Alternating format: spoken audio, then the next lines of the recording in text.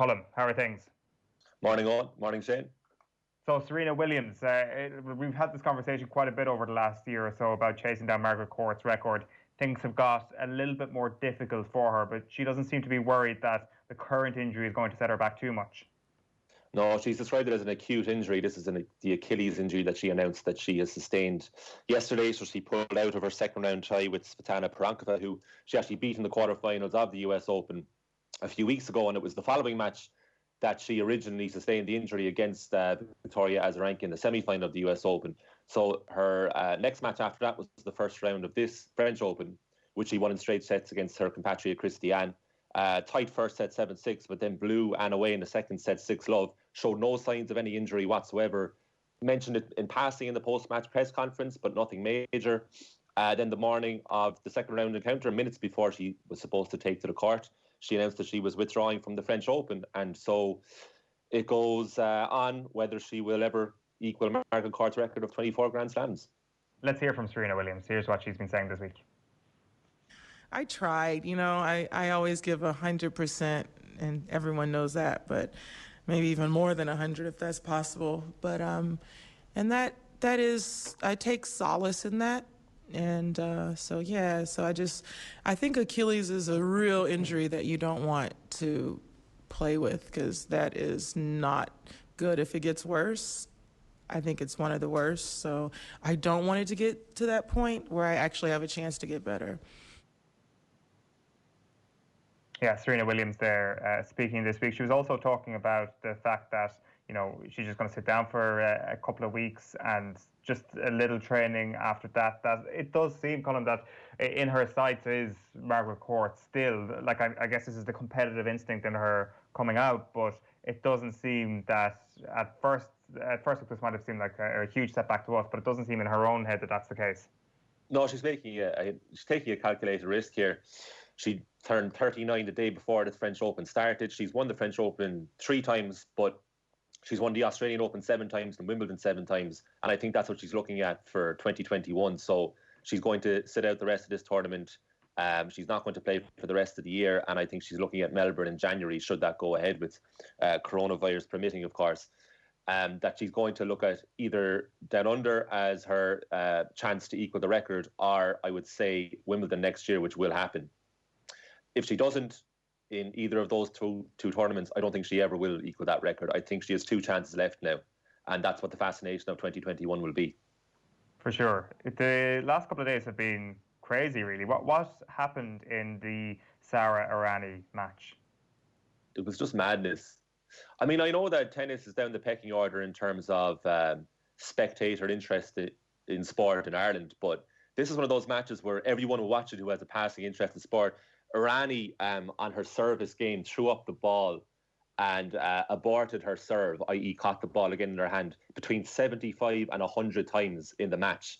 So the standard would be that a player would do that maybe once or twice in a match. You would actually see it in pretty much every single match. A player will throw up the ball, they'll get their toss wrong, they'll catch it, they'll apologise to their opponent, and then the next time they'll serve properly. But what was happening with Irani was between 75 and 100 times she was aborting her serve. At one point, she did it 3 times in a row, and the umpire just had enough and deducted her a point and moved on to the next point. And then Irani did it again and again and again. And on the 7th time... Is this shithousery or is it the Yips? No, it's the Yips. It is classic Yips. This is... Irani has a history of doing this, even in qualifying for this French Open, which she had to do. She did the same thing. A clip emerged yesterday on Twitter. The exact same thing happened. Now, the funny thing with Irani is that this is a pretty elite player. She got to a French Open final in 2012. Mm-hmm. She got to a US Open semi-final, an Australian Open quarter-final. So she's a brilliant player, but she can't serve. And she gets the Yips, and she's otherwise brilliant. And this match with Kiki Bertens, who was ranked 5 in this tournament, went the distance. In fact, Irani had match point, but Bertens won. There was 24 breaks of serve in total, but Irani just couldn't serve. She couldn't physically serve, and when she did, on the occasion that she did, she either did an underarm serve or she hit it so long that it hit the baseline first before bouncing at all. And credit to Bertens, she kept focused throughout the whole time, so she was alert to any underarm service action. But you mentioned shithousery on. There was a lot of that otherwise in the match. There was a lot of tension between the pair. Colm, you mentioned the 60 ball tosses Irani failed to hit, and I find it incredible that a top-level tennis player, especially at a major, can't hit proper serves. And these dysfunctional underarm serves that you mentioned, Nick Kyrgios has been known to do it as well. Is there any science behind that? Is it actually a smart serve? Is it a decent skill to have in your bank, or is it, as we've mentioned already, complete shithousery? If you do it right, it's brilliant. You have to time it right, and also your technique has to be right. And it's a good question because Mackenzie McDonald was playing Rafa Nadal yesterday. Mackenzie McDonald's a very talented player, but Nadal was just blowing him out of the water. So McDonald tried something different and went for an underarm serve, but he hit it so deep that it basically just set up Nadal for an open goal equivalent, and Nadal just smashed it back for a forehand winner. So you have to have, your opponent has to be way back beyond the baseline to receive the serve. A bit like Dominic Thiem would do that. He'd stand way back, and then he might catch them off guard. Kyrgios is brilliant at doing it when he does do it, but Irani wasn't being smart. Irani just couldn't physically serve, so she had to go for the underarm because she couldn't serve properly. That's why it happened. But the match itself was brilliant because Bertens was getting cramp all over her body, and Irani was mocking her for her cramp. So the tension was outrageous.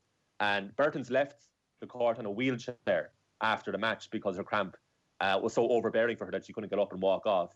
Irani wasn't having any of that, stormed off the court after the match. And in the post-match press conference said, I just saw her in the locker room in the restaurant. She's fine. I don't know what was wrong with her. But I don't think she understands what cramp is, that it goes as fast as it comes. But there was no love lost. It was fantastic. Brilliant. Just want to keep an eye over the next little while. Who's going to win the women's side of things, Colm? I think Simona Halep will win again. She won in 2018. I think she'll beat Muguruza in the final. And Nadal looking good on the other side? Nadal is imperious at the moment, but the final should be Nadal against Djokovic, and that will be an incredible match. Nadal is going for 4 in a row and 13 overall. He's won 95 of his 97 French Open matches, but at the same time, I still think Djokovic will actually win this whole thing. Very interesting. Colm, we'll catch up again next week. Thanks a million. Cheers.